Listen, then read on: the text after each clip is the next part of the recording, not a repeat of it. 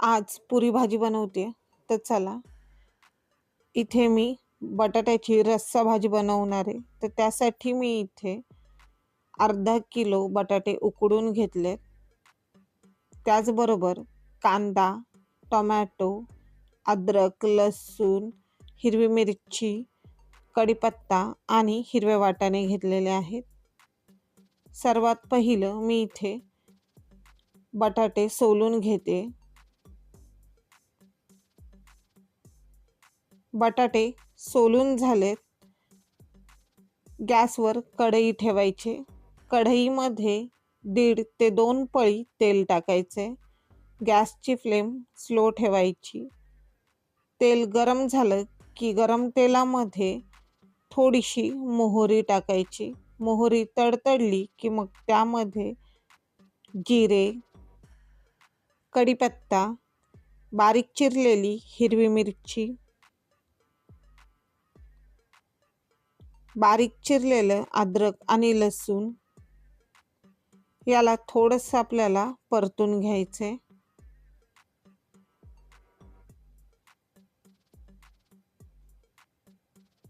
अद्रक लसूण परतले की त्यामध्ये मग एक बारीक चिरून घेतलेला कांदा टाकते.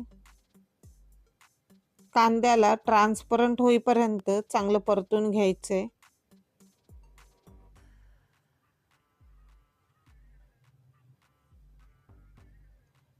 कांदा परतून झाला. आता यामध्ये मी एक बारीक चिरलेला टोमॅटो टाकते. टोमॅटोला देखील आपल्याला नरम होईपर्यंत परतायचे.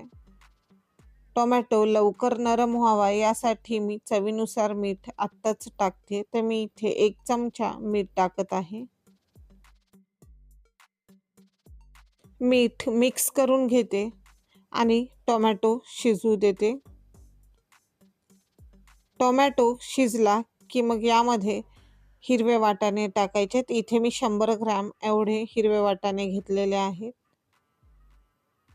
मी याला थोडंसं शिजवून घेतलं, म्हणजेच फ्रोझन हिरवे वाटाणे घेतलेले आहेत. तुम्ही ताजे वापरले तरीही चालतंय. वाटाण्याबरोबरच मी यामध्ये थोडीशी लाल मिरची पावडर आणि धने पावडर टाकली होती. त्याला देखील थोडंसं परतून घेतलंय. मग यामध्ये मी उकडलेले बटाटे टाकते. बटाटे या मसाल्यांबरोबर परतून घ्यायचे. 2 ते 3 मिनिटं बटाटे चांगले परतल्यावर मग यामध्ये मी 2 ग्लास पाणी ओतते. बटाट्यांना अधूनमधून मी चमच्याने स्मॅश करते, जेणेकरून भाजीला घट्टपणा येईल. कारण यामध्ये आपण कोणतंही वाटण टाकलेलं नाहीये. आता या भाजीवर झाकण ठेवून भाजीला आपल्याला 5 ते 7 मिनिटं शिजू द्यायचे. जर तुम्ही फ्रेश हिरवे वाटाणे घेतलेत तर वाटाणे शिजेपर्यंत भाजीला शिजू द्या. एका परातीमध्ये 2 कप गव्हाचं पीठ घेतलं. हे पीठ मी चाळून घेतलेलं आहे. त्यामध्ये चवीनुसार मीठ आणि 1 टीस्पून ओवा टाकलाय. मीठ आणि ओवा या पिठामध्ये मिक्स करून घेतलाय. आता यामध्ये मी थोडं थोडं पाणी टाकून हे पीठ घट्ट मळत आहे.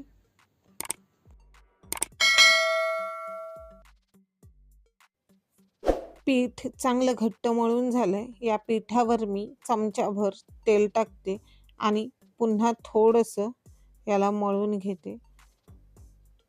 पीठ मळून झालं की मग पोळपाट आणि लाटण्याला तेल लावणार आहे, जेणेकरून आपण ज्या पुऱ्या लाटू त्या लाटण्याला किंवा पोळपाटाला चिकटणार नाही आणि आपल्याला जेवढ्या साईजच्या म्हणजेच आकाराच्या पुऱ्या लाटायच्या तेवढ्या लाटायच्या. तर पुऱ्या लाटू तेव्हा एकदम पातळ लाटू नका, कारण जेव्हा आपण पातळ पुरी लाटू ना तेव्हा त्या कडकावण्या होतील. त्यामुळे पुरी थोडीशी जाडच लाटायची. पुरी लाटून झाली. पुरी मी इथे तळत आहे. तळण्यासाठी तेल मीडियम गरम करून घेतले. गॅसची फ्लेम मीडियम ठेवली.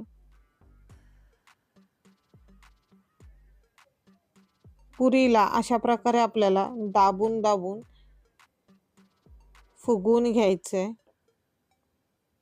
नाही दाबलं तरी चालतंय. आपण पुरी कशी लाटतो त्यावर पुरी फुगणं डिपेंड आहे. एकसारखी पुरी लाटली की ती सर्व बाजूंनी एकसारखीच फुगती. तिला दाबण्याची वगैरे किंवा त्यावर तेल टाकण्याची पण गरज लागत नाही आणि जास्त वेळ देखील लागत नाही पुरी तळण्यासाठी. लगेचच पुरी तळून निघते. लगेचच काढा. जास्त वेळ तेलामध्ये ठेवू नका, नाहीतर पुऱ्या तेलकट होतील. आणि हां, पुरी तळण्या अगोदर ना तेलामध्ये चिमूटभर मीठ टाका. मग पुऱ्या तळायला घ्या. म्हणजे आपल्या पुऱ्या तेलकट होणार नाहीत आणि तळल्यानंतर जाळीवर काढा. इथे पुऱ्या तळून झाल्यात. भाजी शिजलेली आहे. लास्टला मी यामध्ये 1 टीस्पून गरम मसाला टाकलेला आहे. भाजी चाखून बघायची, मीठ वगैरे व्यवस्थित आहे का ते पाहायचं. इथे आपली ही बटाट्याची रस्सा भाजी तयार आहे. पुऱ्या देखील तयार आहेत. जेवायला माणसं देखील तयार आहेत. तर मी इथे डायरेक्ट ताटच बनवते. तुम्हाला ही बटाट्याची रस्सा भाजी आणि पुऱ्या कशा वाटल्या त्या मला कमेंटमध्ये सांगा. जर आवडल्या असतील तर व्हिडिओला लाईक करा, शेअर करा आणि चॅनलला सबस्क्राईब करायला विसरू नका. आणि हां, स्वतःची काळजी देखील घ्यायला विसरू नका.